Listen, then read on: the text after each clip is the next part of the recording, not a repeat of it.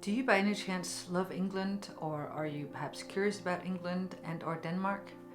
If so, we have something in common, and in this video I would like to share with you a little about the book that I've written about my lifelong love of England.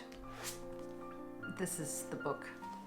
It seems ambitious, perhaps even reckless, to write a book about a country that I don't live in. But you see, I've traveled to England many times since I was 12. I've studied English, I've taught English, and generally surrounded myself with English friends and English things since forever. At some point over 5 years ago, I began to feel compelled to share this love, and so a book started taking shape. Let me read out to you just a couple of the headlines to give you an idea of some of the things that I touch upon in this book. Idols and idolatry.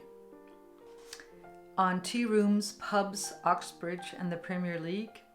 The English Garden. One's favorite mongrel, a look at the English language. Running up against monarchs, murders, empire and class. Oh please, uncourtesy, considerateness and common decency. And perhaps my favorite chapter in the book is called The Funniest People in Europe, parentheses, on Earth, question mark.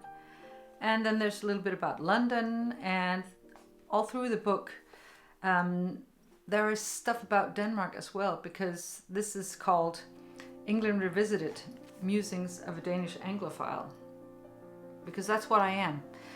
And of course my starting point or my perspective colors what I write about. So for instance, in the chapter on courtesy, considerateness and common decency, there's quite a bit about how this pervades English life, and less so in Denmark, to be honest. So there are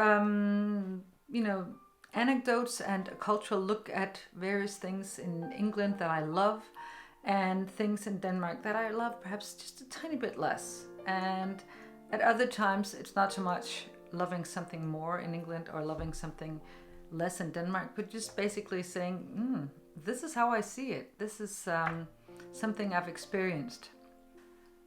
So a couple of Englishmen helped write the blurb on the back, and one of the things that cropped up in that connection was one person's description of the book as the Bill Bryson for bibliophiles, which pleased me no end. I would never even dare to make that comparison.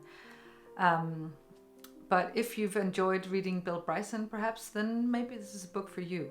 I've self-published it with the help of a company in England, and that has been kind of an arduous journey, to be honest.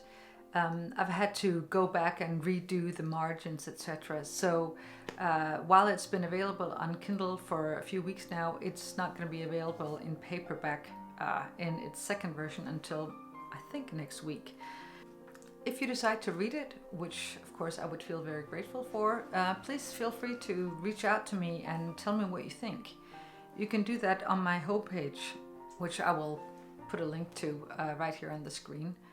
I will also be posting a weekly blog or bi-weekly blog in which I talk about all things England or writing or life. Do stop by and give me a question or a comment or whatever you'd like. I would love to see you there. So thanks very much for watching.